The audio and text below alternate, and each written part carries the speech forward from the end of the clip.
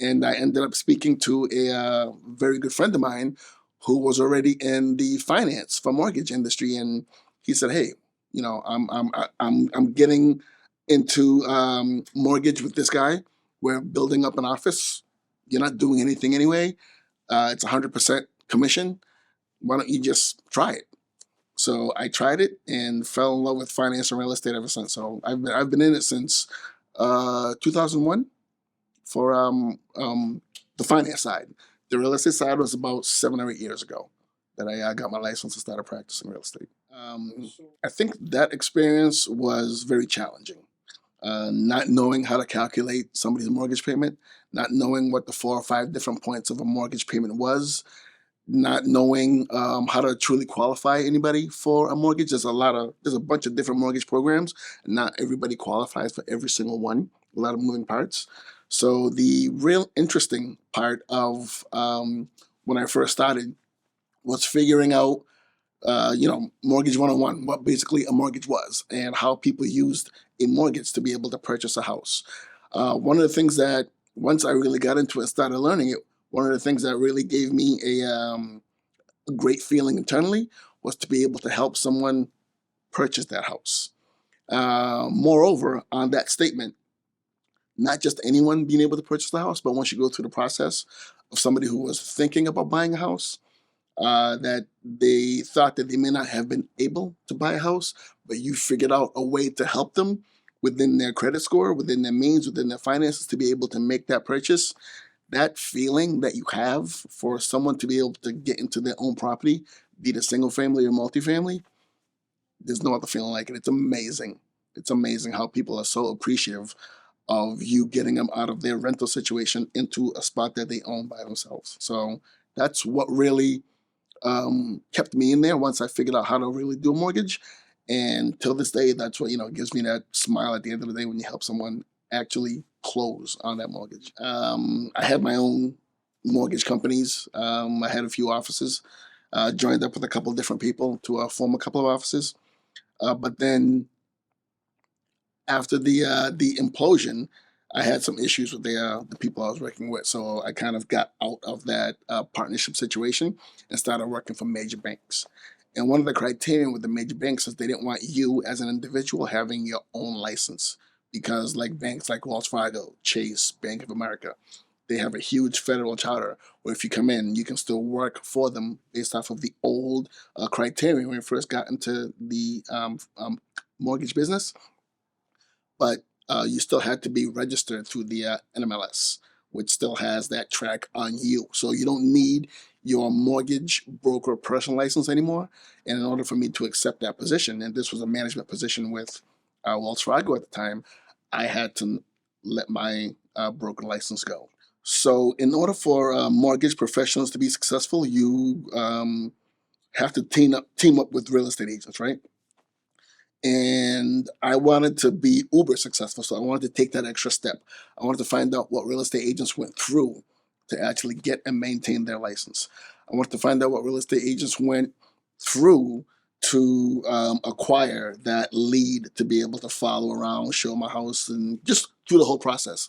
Rather than just talking to a real estate agent, I wanted to be, not the real estate agent, but I wanted to sort of empathize with their professional situation and what they went through. So rather than just having that professional one-off relationship, I wanted to have that license as well. I didn't want to compete with my real estate agent professional contacts that I had that was sending me deals.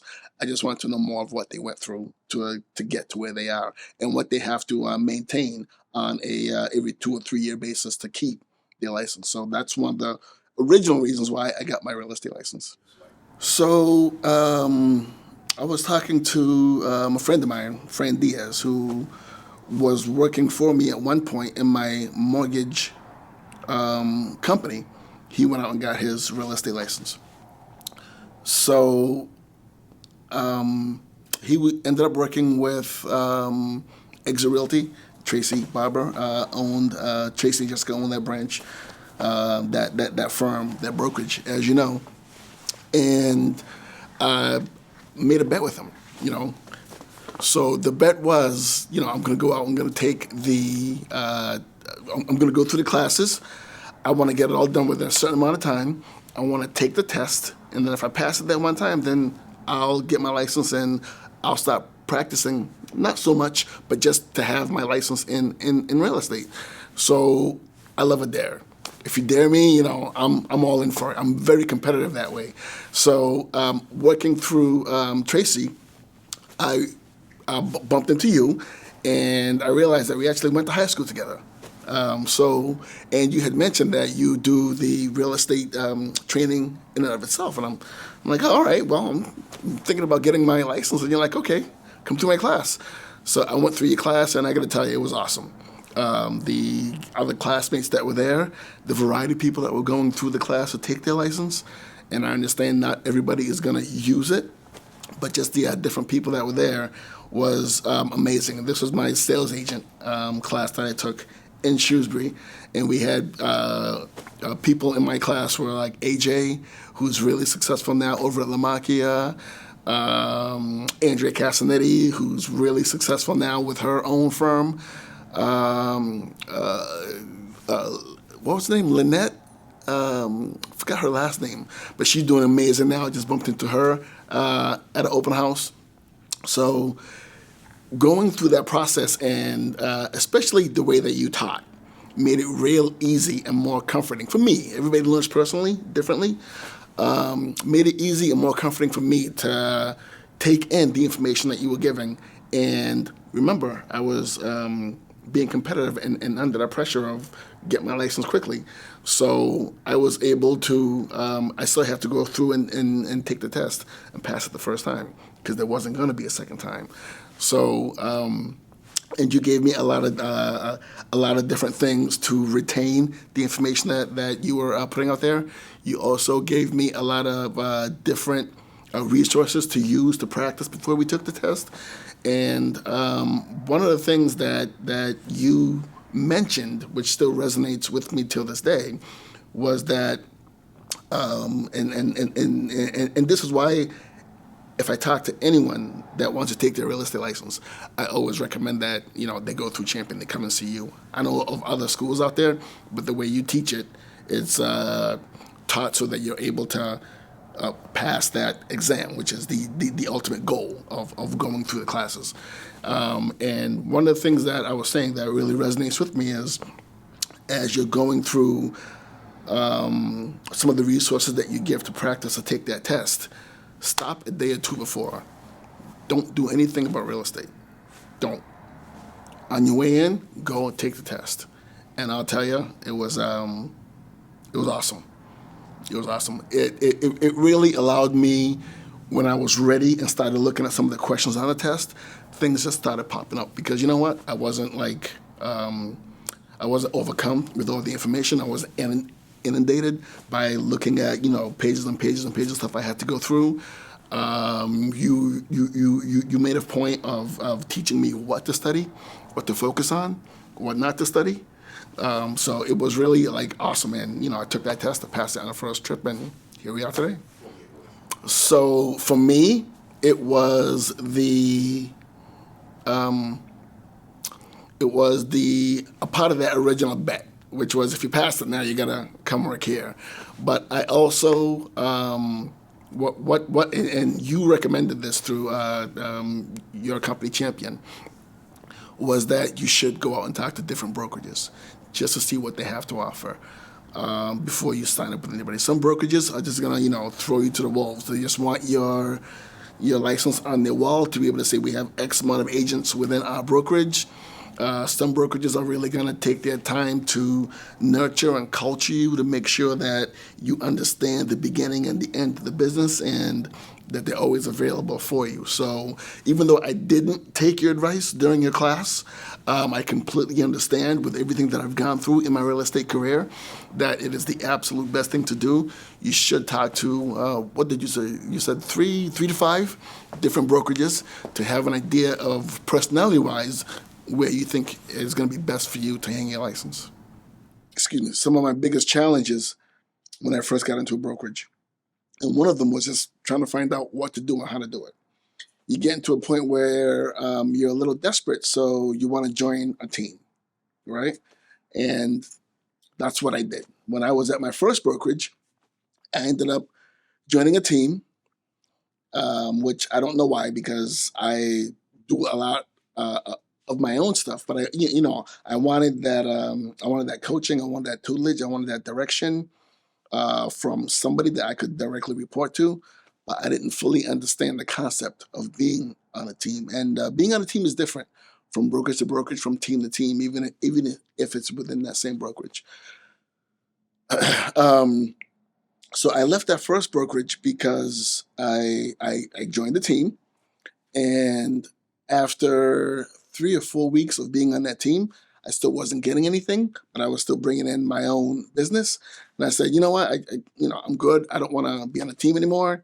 I'm doing my own. This is when I found out that you need to read the little verbiage underneath everything that you sign, which I do till this day. So apparently, because I signed up on that team, not only was I getting less commission because I was on the team, so it went to the brokerage team and then me on everything that was given to me from that team, but everything that I also had was being taken by that team leader, unbeknownst to me. And I didn't find out until I said I wanted to be out. So I had a couple deals closing. I said, all right, as a matter of fact, you can have all the commission on this deal. I don't want anything of it. I just want to be on my own, away from the team. I think I can, figure this out by myself, going through my coaching YouTube. So he said, okay. Oh, and by the way, everything that you're literally working on right now, every single name, I want you to send me because I'm getting a piece of those too when you close them. So, oh, really? He goes, yeah. So we had to get the broker involved. Broker was kind of, didn't really know which way to go. And I was friendly with the broker. I'm not going to say any names, but I was friendly with the broker. And this agent had been there for a while. So rather than losing my friendship with the broker, and I said, I quote, as long as I am with this brokerage, everything that I have until this day, you're getting a piece of it. He goes, yeah. So I quit. I'm out. From this day on, I'm out. To the broker's advantage, he did call me a few times, like, don't worry about it. Come on back. We can figure it out. If I got to take less on my end just to make sure you're whole, it's good. But again, once I get something in my head, I'm like, I'm good. If this is how this person leading the team is, and frankly, this is who you want to be associated with, I'm fine. But I'm not coming back. I said, we're still friends. We can go out and get a drink, grab something to eat, hang out, chop it up, whatever it is. I'm good. But I just can't work for you. So I decided to go with another brokerage, which turned out to be pretty good. They were one of the largest brokerages in New England. They had been one of the biggest Remax brokerages in the area for a while, but they went off on their own. And they were going through some stuff with Remax contractually, but they literally brought everybody over, I think 400 or 500 agents that they had from Remax over to this new brokerage. Again, I'm going to keep names out. But everything was going well there. I liked it. Not as much support again, but I got the support. By that time, I knew what I had to do to make myself whole, to grow my business. So I actually jumped on the coattails of some of their top producers, started doing a lot more of their open houses, so I really became successful. I was there for a couple of years, and then one of the people that we went through, you were there too, one of the people that we went through the licensure, the salesperson licensure with, had gone through her own progression of different brokerages. So she's like, you know what? I'm going to do it on my own. And I just went and sat down with her, talked to you two.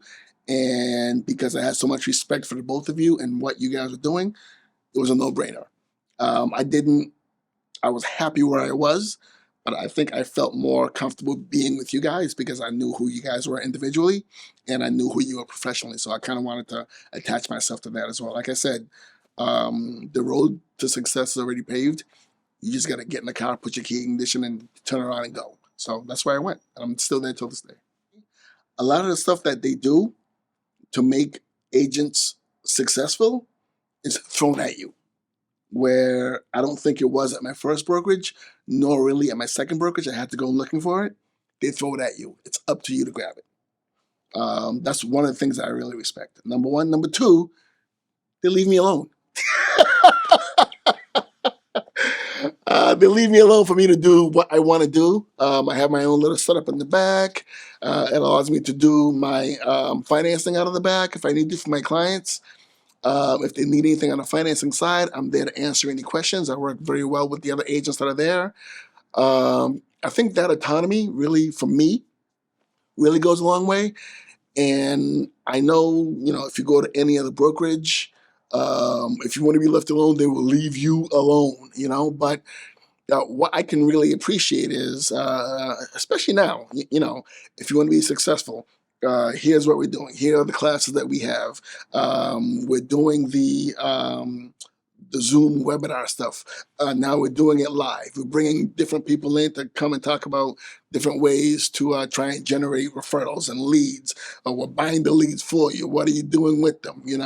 So if they give you anything, you're held accountable. So it's not like you're just given something and then you can do with it whatever you want to do. And I think that accountability really builds your business and who you are in terms of being successful. Because anybody can say, here's a lead. If they don't, they're paying for that lead.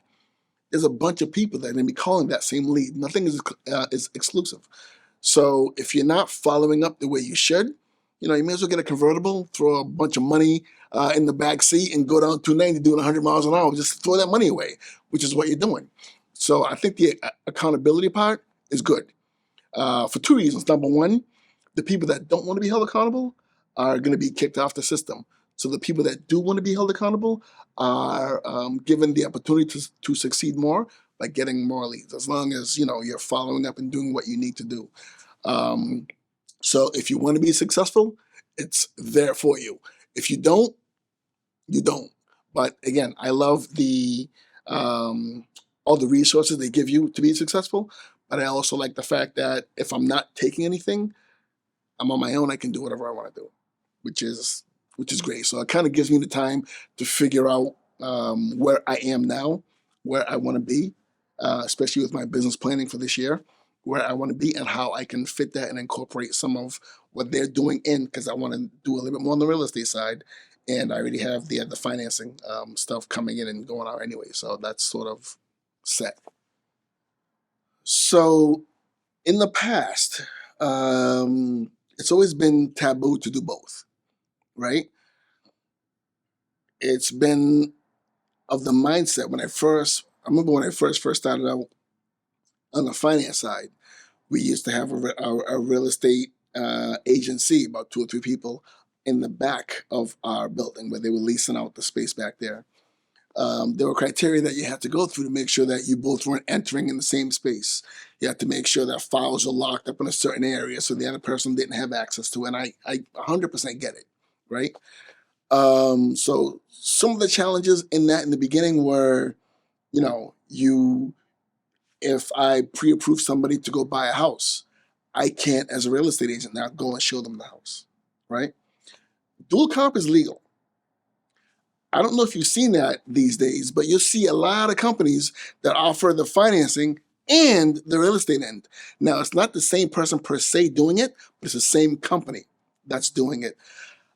I would never do it personally, because I think in the litigious world that we live in today, I think if you're showing, if I pre-approve somebody to go buy a house, and I'm also showing them as a real estate agent, and if anything ever happens on any end for whatever reason, there's only one person to point at. I don't want to put myself in that situation. Never. So if I pre-approve somebody, then they may have a real estate agent, or I'll tell them to go find an agent. I'll give them 3 or 4 different names that they can refer to. And on the other side, if I'm working with somebody who's pre-approved, it's good for me because I know the pre-approval letter. I know what that person went through to get that letter. Depending on the lender, I know what they used to generate that letter. Did they actually collect all the documents that they needed? they run it through desktop underwriting for Fannie Mae or Freddie Mac. So I know what I'm reading to see that it's legit. Um, so yeah, I mean that's one of the things that you really have to be careful of.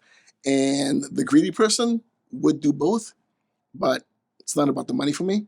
On the real estate end, it's about helping somebody find a home um, that that's going to be their forever home for them and their families. And on the finance side, it's about helping somebody who otherwise thought that they would not be able to get into a home, get into a home. Oh yeah, yeah. So great question. Rookie mistakes. This is a big rookie mistake. So my first transaction, friend of mine, she wanted to buy a house. Her husband, 3 kids. We probably looked at 5 or 6 houses, which is about the norm in the market that we were in back then. Found the house, put an offer in on it, and in social media today, offer accepted, keys are here, everything is closed. It was awesome, right? So my first transaction, I'm like, yeah, whatever. Go through the closing. It was on a Friday at 12 o'clock. Closing was at 12:30. I got there early. I wanted to meet some of the people on the other side. I actually knew who the finance person was on the other side. I knew who the listing agent was. So I just kind of wanted to go there and meet everybody and say hi. And I'm excited. I'm going to make a little bit of money. It's my first real estate transaction. All right. I have a great idea of what agents go through now. Now we're at the closing. We're at the end. It's awesome. They sign everything. The listing agent hands me the keys after the conversation. Friday, 12:30 in the afternoon. I hand the keys to my clients. It's your house. Go, you're all set. We're good to go. Big rookie mistake. The buyers do not own that house until it is recorded with the Registry of Deeds. The person that does recording with the Registry of Deeds is the closing attorney. They did not get the information there in time for it to be recorded. These people start moving in 4 o'clock Friday afternoon. The sellers drive by the property. Now this is a whole social media event that went on. Oh, who is this real estate agent? He sucks and he doesn't know what he's doing. My guy was good. I had no idea. Now, logically, the way I think of it, I apologize. I made a huge mistake. I owned it. I apologized up and down. I'm at the house with my buyers. I'm like, legally, you guys shouldn't be here. It's not your house yet. Now, I know. I already had assurances that the deed, registry of deeds had the paperwork. They just didn't put it in time. And first thing Monday morning, it was going to flip over. But those 2 days, all of Friday, the rest of Friday, all of Saturday, and all of Sunday, if anything had happened to anybody on that property, it would have been the fault of the people that still owned it, which is the sellers. Huge rookie mistake. And I owned up and down, and it kills me till this day whenever I see somebody, handing keys over. I'm like, better make sure it's recorded. So yeah, that was a huge rookie mistake that I made that I will never live down.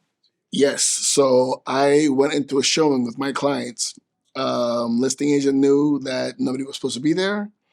Even though I know nobody's supposed to be there, I know the house is habited. So I open the door, I do the hello, this is Kwame, Cassidy Realty. Anybody home? Anybody home? Hello? Hello, anybody home? Okay, come on in. We're walking through the house, it was a split entry. We're upstairs, kind of walking through the house. This house looks nice. I see this potential, that potential. Cool. We go down to the basement. We're, walking around, looking at this. The basement was done too because it's a split entry. So there was another bedroom on the right-hand side. And I heard some noises coming out of there. I'm like, what the fuck? You heard me? Nobody's supposed to be home. What's going on? So I get closer to the door, and my client is getting closer to the door.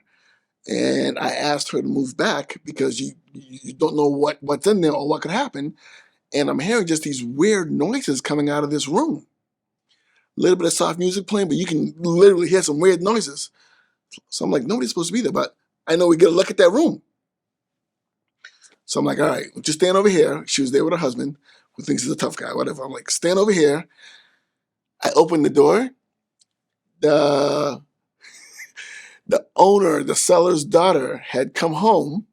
They were downstairs playing music. Didn't hear anybody in the house. Well, who came home with her because she knew the parents weren't going to be home? Her boyfriend. They were getting jiggy with it. They were having sex in the room while we were showing the house. So yeah, that was awesome. I'm like, oh my god. She came out later on, half dressed. I'm so sorry. We knew you guys we didn't think you guys were gonna be here at this time, and it was just a very awkward moment. Very awkward moment. Helped with negotiation though.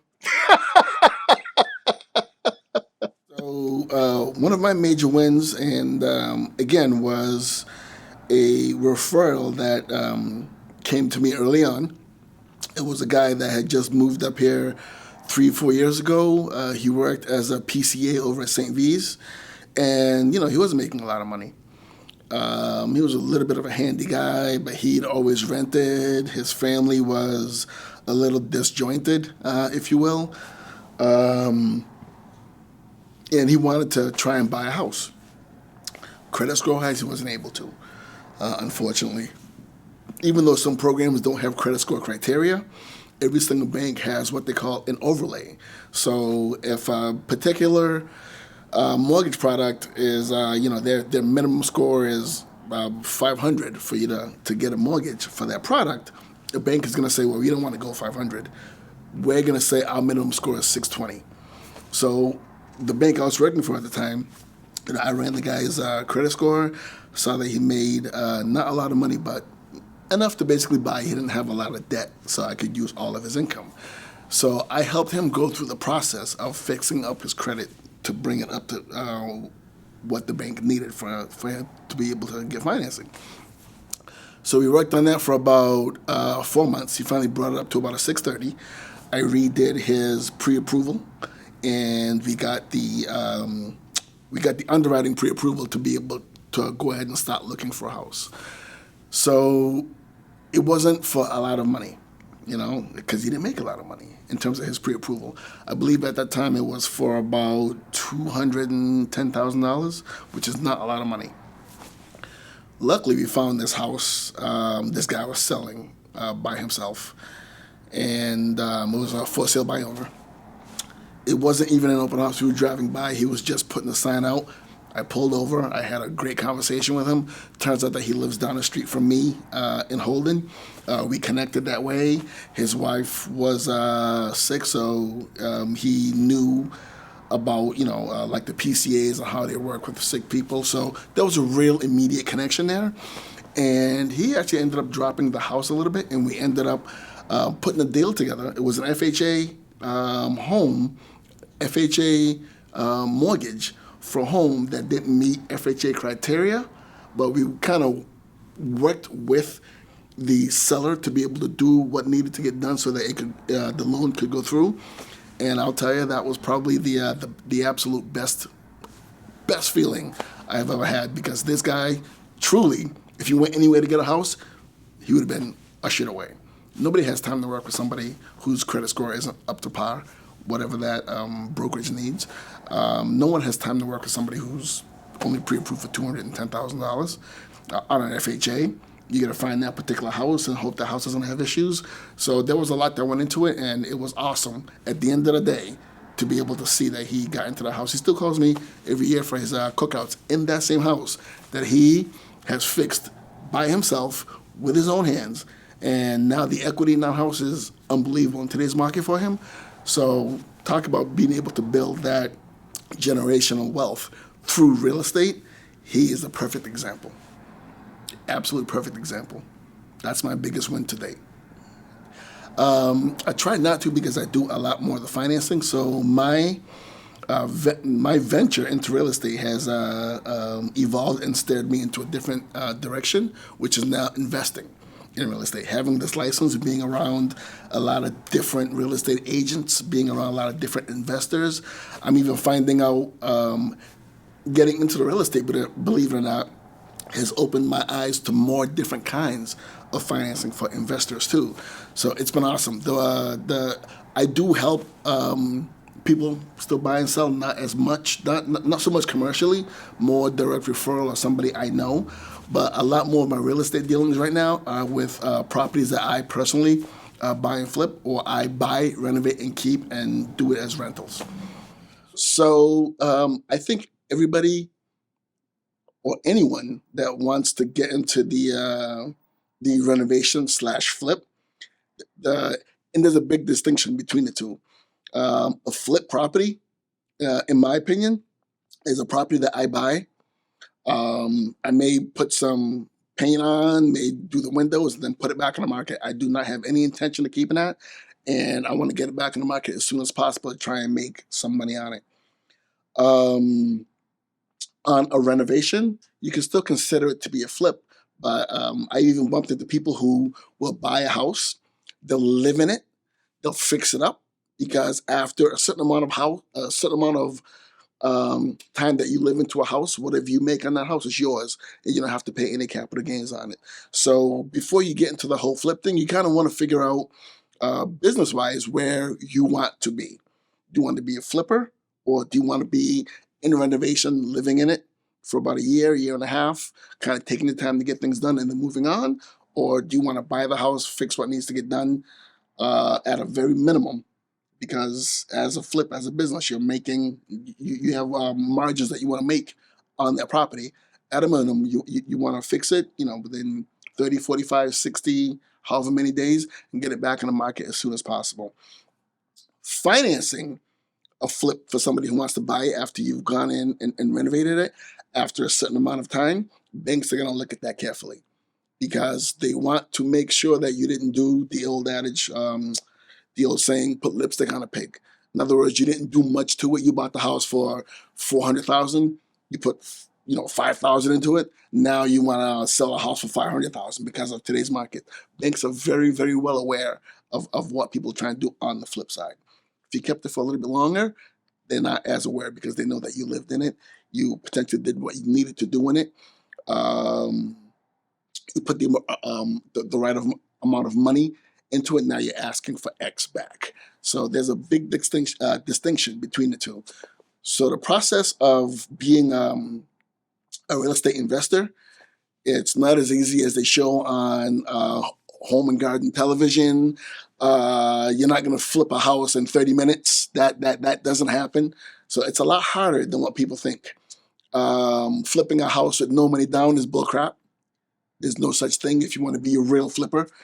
Any flip situation that you do, whether you're getting the money, because if you're living in the house from a finance perspective, and you don't own any other property, you flip one house every single year or every single year and a half, you can buy the house with a minimal amount of money down. Now, after a while, because everything is recorded in the registry of deeds, banks are going to see that you're buying a house year after year after year and flipping it. So they kind of get an idea, and they're going to follow you a little bit more stringent in that area. But when you're like buying as a real estate investor, you're looking at putting 20 to 25% down on a house. You think interest rates are high today at 6.3 to 6.5%? Try and buy a house as an investor. You're at 8, 9, 10, 11, 12%, depending on the bank that's going to lend you the money, unless you have the cash to do it. Now, what is true is certain banks will give you 100% of the money that you need to fix that property. But you better be on point. You better make sure that the plumbing that you need is the actual cost. You better make sure that you know what's behind those walls once you start ripping stuff down. Because if you don't have a financial contingency plan over and beyond what you're getting from that investor, you're going to be in trouble. And those investors want their money, So they're going to ask you for 20, 25% down. You're going to pay a higher interest rate to get that loan. Some banks may ask you for what they call points. And point is a percentage of the amount of money that you're looking to borrow that you pay back. Oftentimes when you're lending as an investor from a bank, you're paying what they call interest only. So whatever money you borrow, you never pay that back on your monthly payments. You never pay that back. You're only paying the interest based off the interest rate that they gave you, which is very, very high. And at the end, when you either sell the property or whatever term you agreed with that lender, you give the money that you borrowed, plus they've made all that money on you. So it's not as easy as a lot of people think. I mean, it's if you can get into it, I think it's great. You can make a lot of money really quick. But again, like Denzel said, it took me 15 years to become an overnight success. It takes a while for you to have your policies and your procedures in place, your lenders in place. I always recommend you have more than one lender if you're going to be a real estate investor, because they have different terms based on different purchases, be it one family, two family, three family, four family. You can get into commercial too if you want to, if that's your desire. But again, different lenders, different products, a lot of money. But if you want to get into it, if you can get into it, it's amazing. And having your real estate license really helps, because from a real estate perspective, if I'm going up against somebody that doesn't have a license, I can make a deal with that person that's listing the property. Say, hey, listen, I have my license. Let's do it this way if it makes more sense for you to do it. Sometimes it gives me the edge to be able to buy a property. But I have my policies that I follow. I didn't do one flip last year. I didn't buy one house last year. Not because I couldn't. It's because every single house that I look at that I want to buy has to be a minimum of 1,500 square feet. Because I want to be able to either add or subtract when it comes to bedrooms, bathrooms. I want a decent size. And if I cannot structure the down payment, the payments for the interest only portion, the points into the loan, the taxes for 1 year, the homeowner's insurance for 1 year, if I can't factor all of those in to what I want to borrow at 75% or up to even 80% of the loan to value after everything is done, then it's not for me. I've literally let houses go that there was a $5,000 difference in the purchase price because it didn't fit the model of what I was trying to do. I think this year I need to be a little bit more lenient on that to be able to get more opportunities to do some things. But again, I think if you're strict in what you do, if you don't falter based on the opportunity, because you never know what's going to happen once you start ripping stuff down. So you want to make sure that you're well-versed in a position and not falling for something just because you think you're going to make a quick buck on it. No such thing as a quick buck. One of the things that I've learned, honestly, is from an investment perspective, and I want to go back to, is I don't want to buy somebody else's headache anymore. I'd rather buy something that's literally about to fall apart, so I can go in and I know that the plumbing is new. I know that the electrical is new. I know that all the baseboards are fixed, new kitchen cabinets, new appliances, everything is all set. Therefore, when somebody moves in, you're not going to have as much of a headache for X amount of time as you would with something else that you just bought. And the reason I say that is I had a property right off of Shrewsbury Street in the back, and again, bought it from a person that, I find these deals, bought it from a person that was about to go into foreclosure. Got it for a song and a dance. All of a sudden, the plumbing went. They did everything themselves. When I say the plumbing went, I don't mean that the sink was full. I mean that there was sewage coming up in the basement. Yes, where you had to wear boots to go. Yeah, I'm telling you, yeah. It was awful. So I had to call emergency. Of course, you got to be careful who you call and use that word, emergency, because if they're charging you $60 per hour, that word just doubled it. So they had to come in and they literally had to put that, whatever you call it, that what do they call it, snake.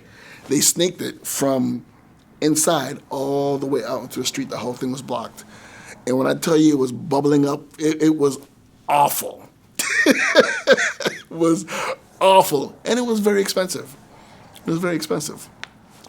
Another lesson that I learned from investing, calling another plumber, was I have a gas furnace that was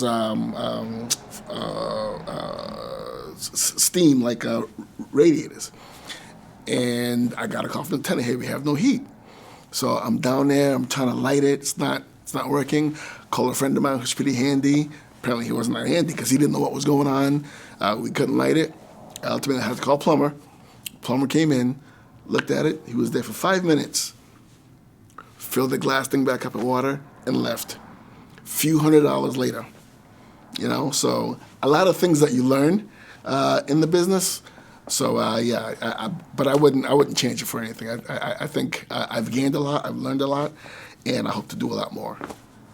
Again, I don't take anything as like a bad thing that happened to me. I learned from everything that I have done. So that situation kind of puts me back into a situation where, you know what, I think it makes sense for me moving forward on any new investment rentals that I buy, that I want to just fix it up and make sure that it's 100% okay, it's 100% mine. And even if I decide to sell it, I can confidently say, yep, it's got new electrical, it's got new plumbing, it's got new kitchen cabinets, new sinks, new appliances. All the floors are brand new. The ceilings have been done. So I know that whoever buys a property is getting a solid property to buy. Not to mention it's going to pay you back, years upon years, not just the rents, but also in equity as the market grows. But yeah, I've done that. I've done a lot of food drives. I've done a lot of food banks.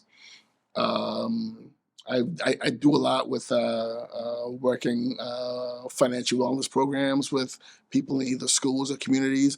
I'm actually working on that now with the new superintendent of Worcester Schools, where we're gonna try and put together a pilot program for seniors graduating.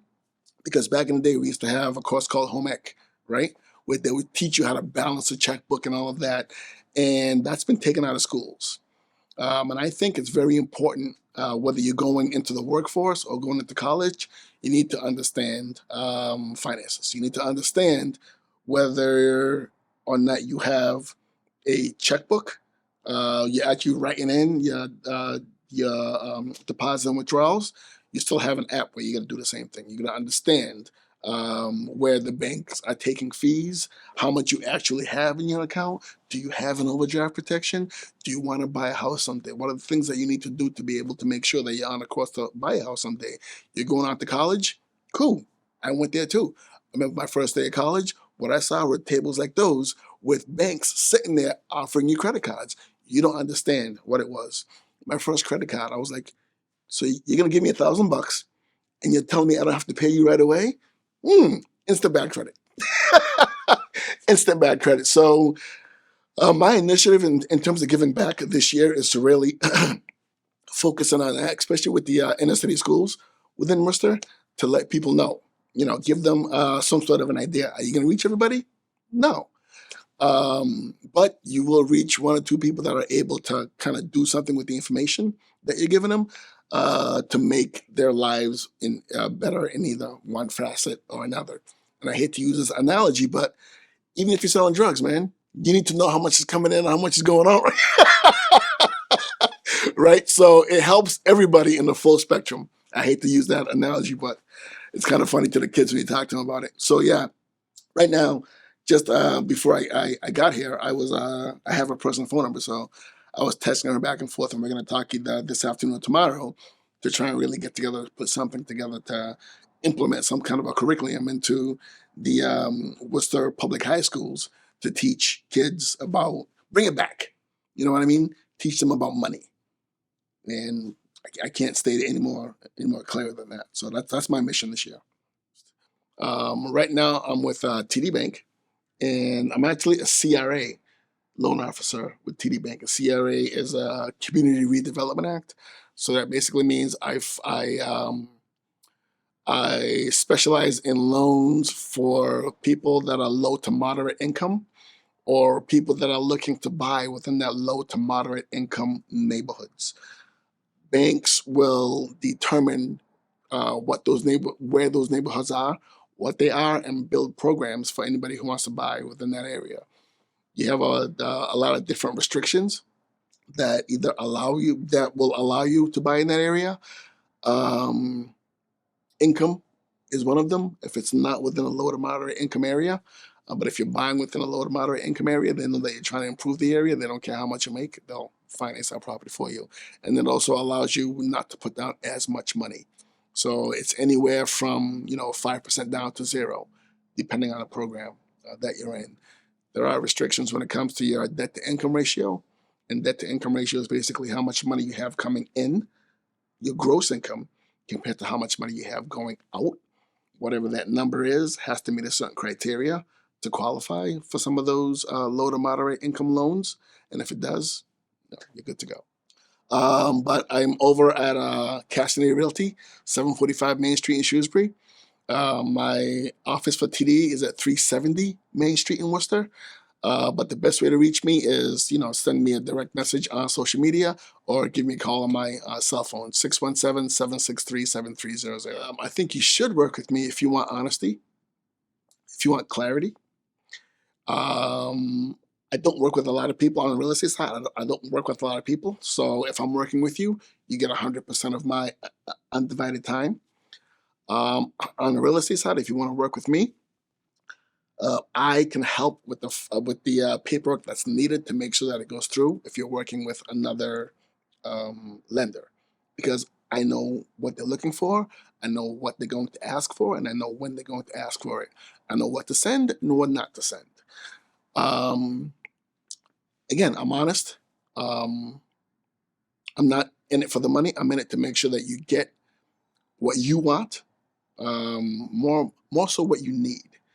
And one of the taglines that I use from a real estate perspective is I want to make sure that people are living in the house and not for the house. You know what I mean? Because oftentimes when you go to get pre-approved, you may be pre-approved for $400,000, but that's based off of your gross income. You're not considering everything else that you need to do to live. I know the market. I know the market well. You may not like the fact that I may suggest a house that needs a little bit of work compared to competing on a house that doesn't need any work, but that may be a best situation based off of your loan pre-approval and the amount of money that you have to buy. Again, I want to put you in the best situation to succeed. I don't want you to have to wonder where the payments for the mortgage are coming from. I don't want your car to get repoed. I don't want your utilities to get shut off because you don't understand that when you get pre-approved, it's based off your gross, not what you actually take home. If you have kids, I want to make sure the kids are still eating, going to good schools if they need to be. Again, I can't stress that enough about being able to live in the house and not for the house. And there's a big distinction when it comes to that. And I think a lot of people in this market, both on the finance and real estate side, the second they see that, you get a pre-approval for $700,000, they're trying to get you into a $700,000 house. And that may not be the case, As soon as you come in, excuse me, to get the financing and I see that you make X amount of dollars, now I'm trying to pre-approve you for the most. I explain everything to you so you have a full understanding. Even from a financing product mix, 30-year fixed may not be the best loan for you, especially in this market. You may want to go with an adjustable rate mortgage. People freak out when you say that, but they don't understand that adjustable rate mortgages are actually very good loans. Rates aren't going to be this high forever. Are they going to go back down to the twos? Probably not. But they're going to get a little bit lower than where they are now. Don't let the rates today stop you from achieving the dream that you want to achieve. Get into that adjustable rate mortgage. Your rate is going to be fixed for 5, 7, and 10 years. When the rates go back down, you can refinance. No restrictions on refinancing. You're still in the house. If it takes 5 years to refinance, when you do refinance, look at a 20-year term. Look at a 15-year term. So you're still on course to be able to pay that house off when you're supposed to. So you're never going back.